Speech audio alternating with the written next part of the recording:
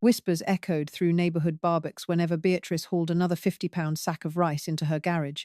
They labeled her a paranoid hoarder, laughing behind her back. But those mocking smiles vanished completely. The morning grocery store shelves sat empty, and the distant rumble of highway freight trucks ceased forever. Long before the world went quiet, Beatrice Caldwell was the punchline of Oak Ridge Estates. She was a 42-year-old logistics auditor for a major shipping firm, a woman who spent her days analyzing supply chain vulnerabilities, bottlenecks, and the fragile, invisible threads that kept modern civilization fed.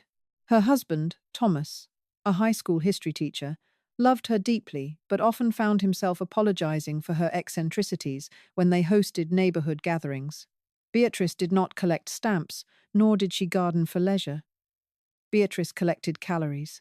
Her obsession began subtly following a minor regional power grid failure 3 years prior. The local supermarkets had been stripped bare in 4 hours. While the power returned the next day, the vulnerability of the system had burned itself into Beatrice's analytical mind. She realized that the average city held exactly 3 days of food on its grocery shelves. There were no massive municipal warehouses waiting to restock them. Everything relied on just-in-time delivery. If the truck stopped, the food stopped. This realization blossomed into a full-scale operation within the Caldwell home. The finished basement, once envisioned as a home theater, was transformed into a climate-controlled warehouse. Industrial metal shelving lined the walls, bearing the weight of 5-gallon food-grade buckets sealed with gamma lids. Inside those buckets were mylar bags packed with hard red winter wheat, white rice, pinto beans, and rolled oats, all preserved with meticulously calculated oxygen absorbers. She catalogued everything on a clipboard using a strict first-in, first-out rotation system. The neighbors noticed, of course. It was impossible to hide the pallets of dehydrated milk and canned vegetables delivered by bewildered courier drivers. During a 4th of July block party, the mocking reached its zenith. Natalie Jenkins, who lived directly across the street, leaned against the Caldwell's kitchen island, swirling a glass of Merlot. "So, B," Natalie had purred, loud enough for the kitchen to quiet down. "Richard tells me you just took delivery of a solar generator and another 200 pounds of lentils. Are we expecting a zombie apocalypse? Or are you just opening a really depressing restaurant?" Laughter rippled through the room. Richard Jenkins, a corporate lawyer who drove a pristine luxury sedan, chuckled into his beer. "Come on, Nat. Leave her alone. When the Russians hack the grid, we'll all be knocking on Bia's door for a cup of apocalypse beans." Beatrice had merely smiled, a tight, polite expression, and adjusted her glasses. "It's just an insurance policy, Natalie. You buy insurance for your house catching fire, don't you? I buy insurance against the grocery store closing." "Right," Natalie had smirked. "Well, let me know when the sky starts falling." The sky didn't fall. But in late November, the screens went dark. It started on a freezing Tuesday morning. Beatrice was at her home office desk, reviewing shipping manifests, when her internet connection dropped. A moment later, her cell phone displayed no service. Annoyed, she walked downstairs to find Thomas rebooting the router. "Everything is down," Thomas muttered, tapping his phone screen. "Even the radio stations are just static." By noon, the power grid failed. A profound, unnatural silence settled over Oak Ridge Estates. The constant, distant hum of Interstate 80, the vital artery of freight that ran 3 miles from their subdivision, was completely absent. No sirens, no engines, just the biting wind rattling the bare branches of the oak trees. Beatrice didn't panic. She walked to her basement door, unlocked the deadbolt, and flipped on a battery-powered LED lantern. The rows of buckets gleamed in the pale light. A cold certainty settled in her chest. The math she had run 1,000 times in her head was becoming reality.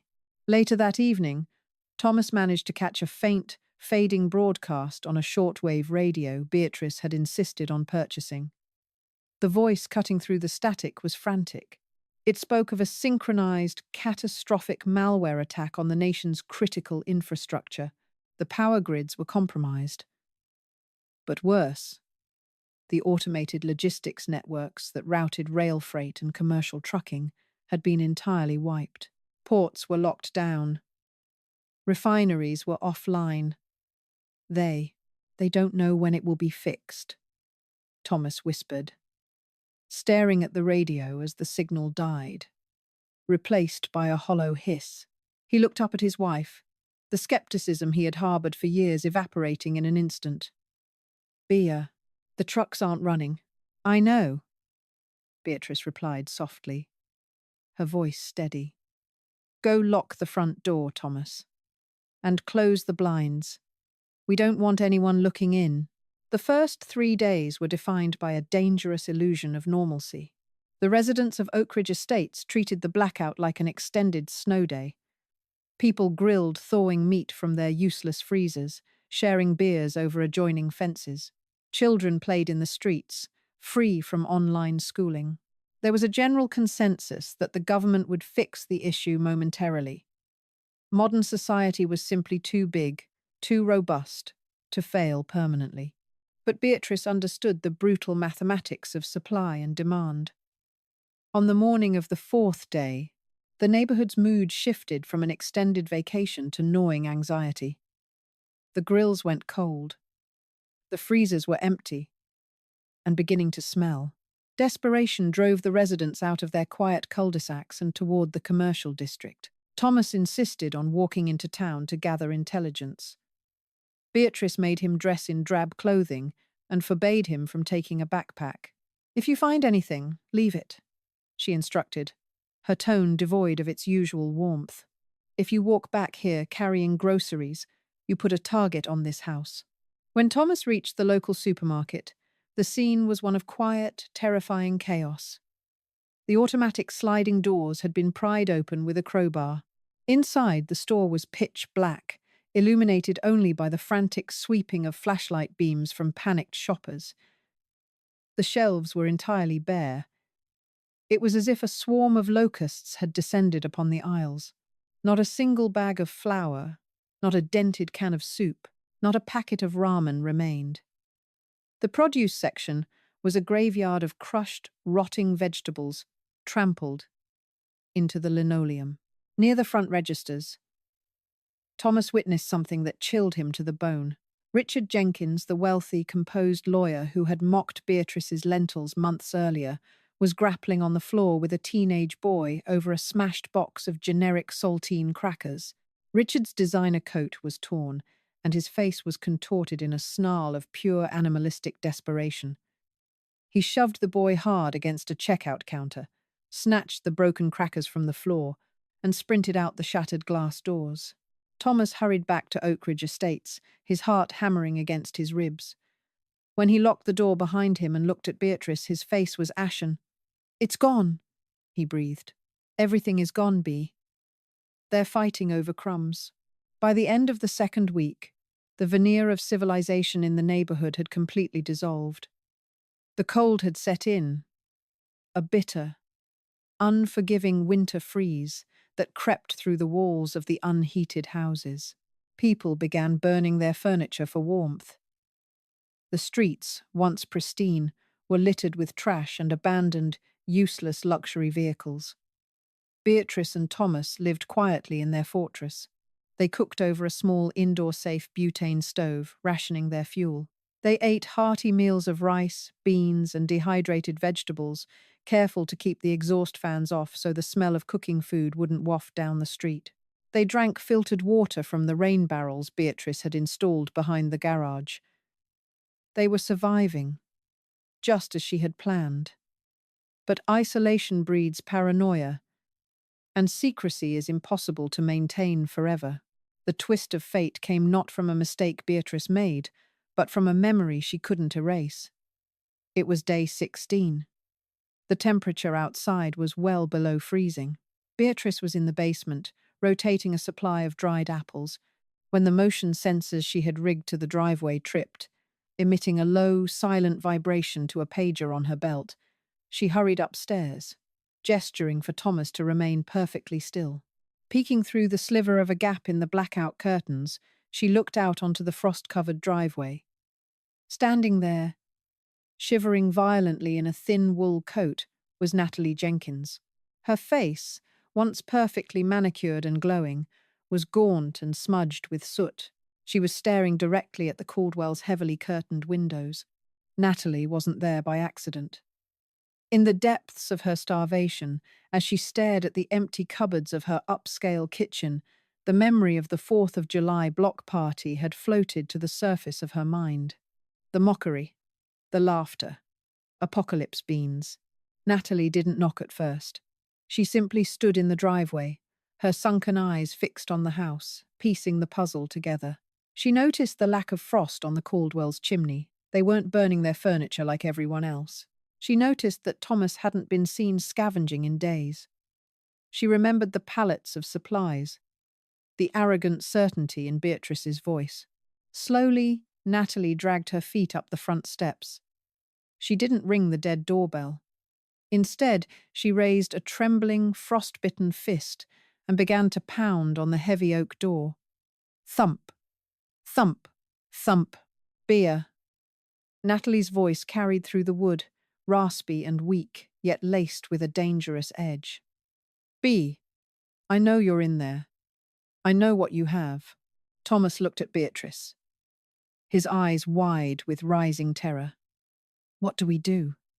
he whispered. Beatrice stood completely still, her heart pounding a heavy rhythm against her ribs. The rules of logistics, of supply and demand, had governed her life. But now, she was facing the most unpredictable variable of all. A starving neighbor who knew her secret. Thump, thump, thump. "Open the door, B." Natalie's voice cracked, rising in volume, echoing down the silent, desperate street. "Don't make me tell the others." The heavy oak door rattled under Natalie's desperate fists. Inside the Caldwell house, the silence was suffocating, broken only by the rhythmic, frantic thudding and the ragged sound of Thomas's breathing.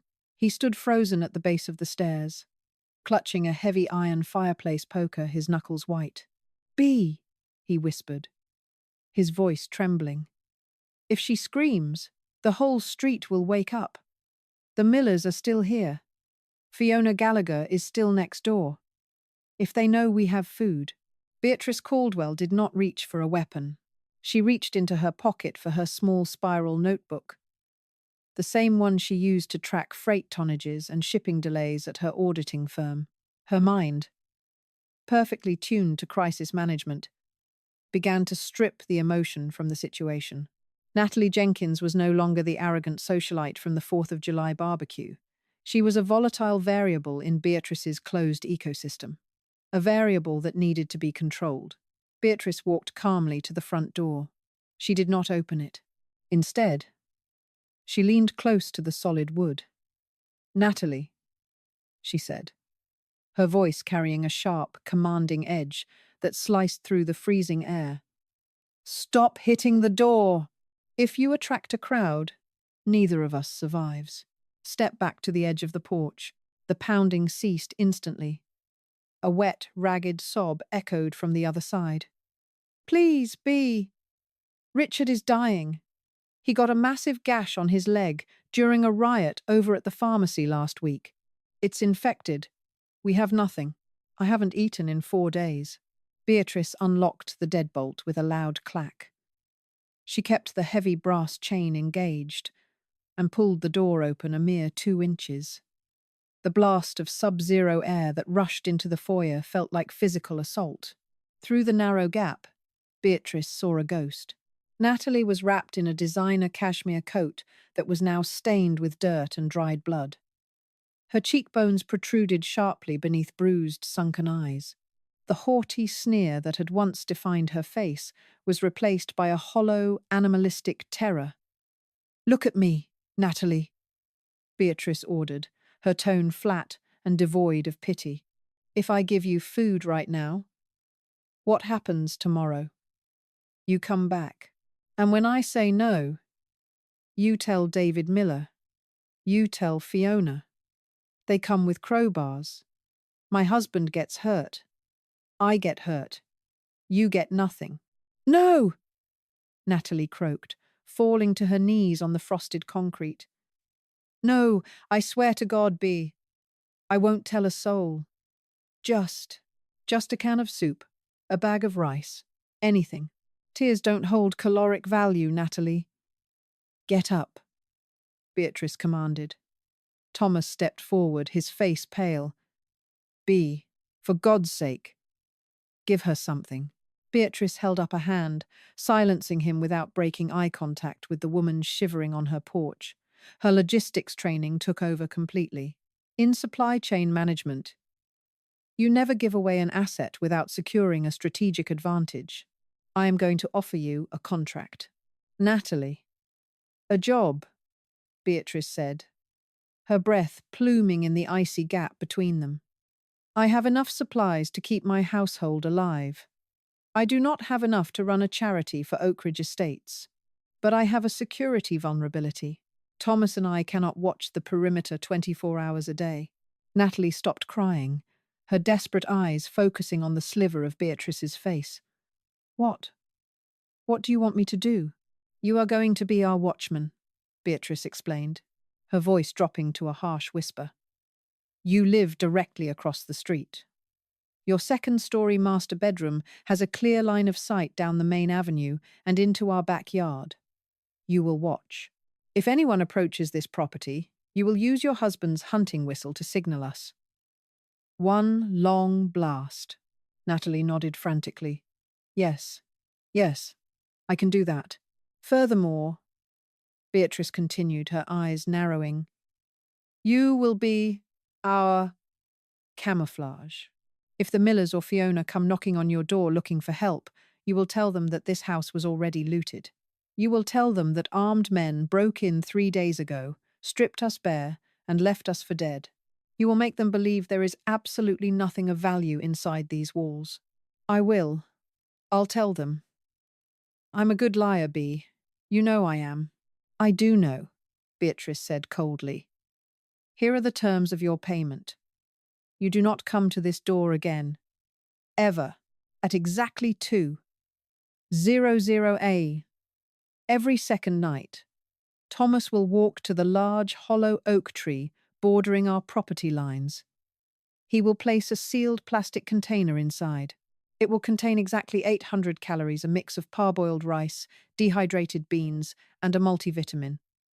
It is enough to keep you and Richard alive. It is not enough to make you comfortable. 800, Natalie whispered, doing the desperate math of starvation. That's barely... It is life. Natalie, Beatrice cut her off sharply. Take it, or walk away and try your luck on the highway. Natalie stared at the sliver of warmth radiating from the Caldwell house. The arrogance was gone, burned away by the brutal reality of the new world. I accept. The hollow oak. 2:00 a.m. Beatrice closed the door without another word, sliding the deadbolt home. She leaned against the heavy wood, her heart hammering a frantic rhythm against her ribs. She had just broken her cardinal rule. She had let someone outside their inner circle know they had supplies. Thomas dropped the iron poker. It clattered loudly against the hardwood floor. Are you out of your mind? He hissed, running his hands through his unwashed hair. You just gave her a motive to kill us. What happens when she decides 800 calories isn't enough? If she kills us, the supply chain stops, Beatrice replied, her voice trembling slightly despite her cold facade. She walked past him, heading back toward the basement. She's a parasite, Thomas. And a parasite doesn't kill its host if it wants to survive. We just bought ourselves a perimeter alarm. Now, come help me weigh out the beans. For the next 3 weeks, the Oak Ridge Protocol held. The neighborhood deteriorated into a frozen wasteland. Pastor Gregson, who lived at the end of the cul-de-sac, succumbed to the cold on day 22. Fiona Gallagher packed a rolling suitcase and walked down the center of the icy street toward the highway, never to be seen again. The distant glow of fires from the city centre painted the night sky, a bruised purple, a constant reminder of the chaos raging just beyond their quiet suburb. Every other night at 2:00 a.m., under the cover of absolute darkness, Thomas crept through the backyard snowdrifts. He placed a grey plastic container into the rotting hollow of the old oak tree. By morning, the container was always gone, replaced by an empty one from the previous drop. Natalie played her part perfectly. When a desperate, wandering family from the next subdivision stumbled into Oak Ridge Estates, Thomas watched through a crack in the blinds as Natalie stood on her porch, wrapped in a filthy blanket, screaming at them that the block had been picked clean by looters and pointing them back toward the interstate. The arrangement was a masterpiece of cold, calculated logistics. But Beatrice knew better than anyone that no system is immune to catastrophic failure. The failure did not stem from Natalie's treachery, but from an external variable that Beatrice's spreadsheets could never have predicted. It was day 34. The bitter cold snap had finally broken, leaving behind a damp, penetrating chill and streets slick with grey slush. Inside the basement, Beatrice was conducting her weekly inventory. She stood before the metal shelving, a flashlight clamped between her teeth, marking off quantities on her clipboard. Upstairs, Thomas was reading by the weak afternoon light filtering through the edges of the blackout curtains. Suddenly, a sound pierced the deathly silence of the neighborhood. It was sharp, shrill, and terrifyingly loud. Pwee-ee-ee-eat! It was the hunting whistle. One long, sustained blast. Thomas dropped his book. Beatrice scrambled up the basement stairs, her heavy boots pounding against the wood. "Thomas, get away from the window," she hissed, yanking him toward the center of the living room. Pwee! A second blast. She said one blast. Thomas stammered. "What does 2 mean?" "It means the threat isn't walking past," Beatrice said grimly. "It means they're stopping." Beatrice crawled across the carpet, pressing her back against the wall beneath the front bay window.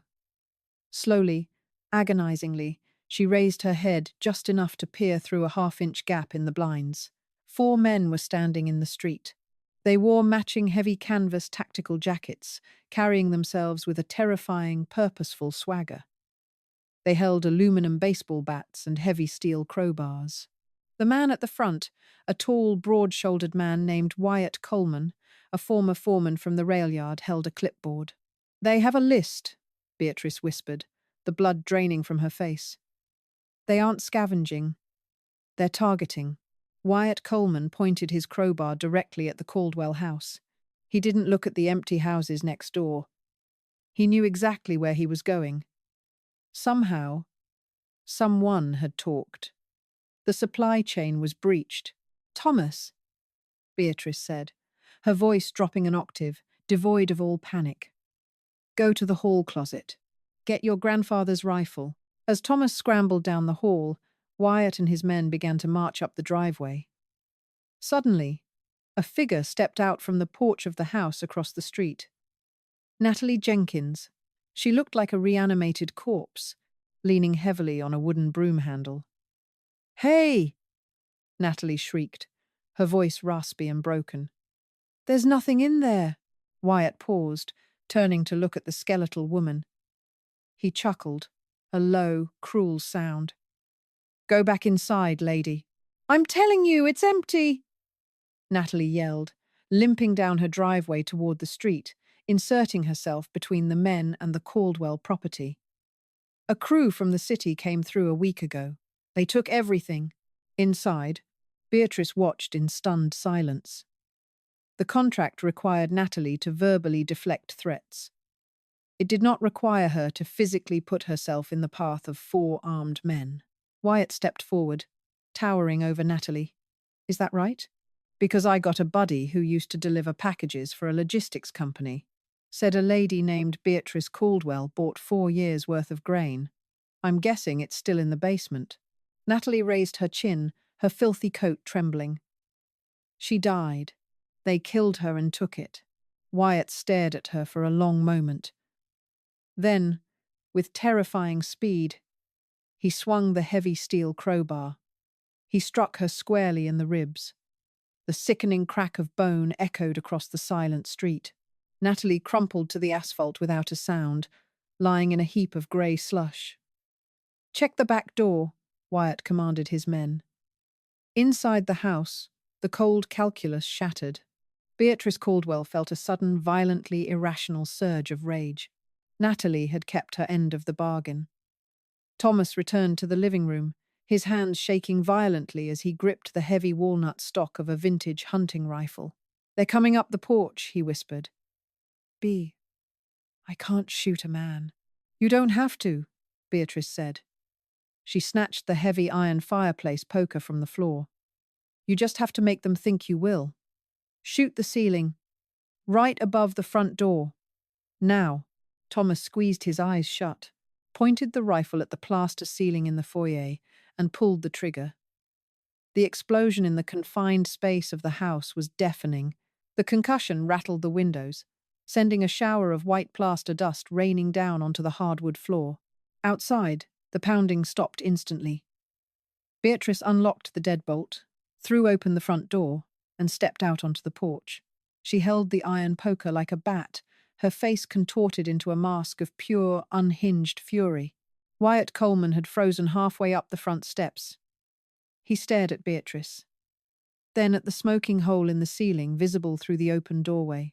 "The next round goes through the door." Beatrice lied, her voice echoing across the silent street, steady as a metronome. "My husband is a competitive marksman. He is currently aiming at your chest through the drywall. Get off my property." Wyatt tightened his grip on his crowbar, calculating the odds. A fortified house with live ammunition and inhabitants willing to fire was the worst-case scenario. "Back off," Wyatt barked to his men. "Leave it." The men backed down the driveway, casting venomous glares at the house before turning and jogging down the street, disappearing into the fog. Beatrice dropped the iron poker and ran down the driveway. Natalie was conscious, gasping for air in shallow, agonizing hitches. Blood speckled her lips. "You stupid woman," Beatrice hissed, tears finally breaking through her stoic facade as she fell to her knees in the freezing slush. "Why didn't you just stay on your porch?" Natalie offered a weak, bloody smile. You were paying me 800 calories. I had to earn my keep." Thomas came running out of the house. Together, they hoisted Natalie off the freezing asphalt. "Bring her inside," Beatrice ordered, abandoning every rule of isolation she had spent years building. "Bring her to the basement." The absolute collapse of society lasted exactly 41 days. On the morning of day 42, the silence of Oak Ridge Estates was broken by the heavy, rhythmic thrum of military diesel engines. A convoy of National Guard transport trucks rolled down the main avenue. The grid was sparking back to life. Beatrice stood on her porch, watching soldiers distribute rations. Inside, Thomas was feeding a bowl of warm oatmeal to a heavily bandaged Natalie. Beatrice took a deep breath. The supply trucks had returned. The invisible threads of civilization were being tied back together. But as she looked at her ruined front door, she knew the truth. Spreadsheets and logistics meant nothing without the people who upheld them. The fragile line between civilization and chaos can snap in a matter of days. Beatrice's story proves that preparation is never crazy until it becomes the very thing that makes you a target. If this survival drama kept you on the edge of your seat, hit that like button, subscribe for more thrilling real-life stories, and share this video with someone who needs a wake-up call.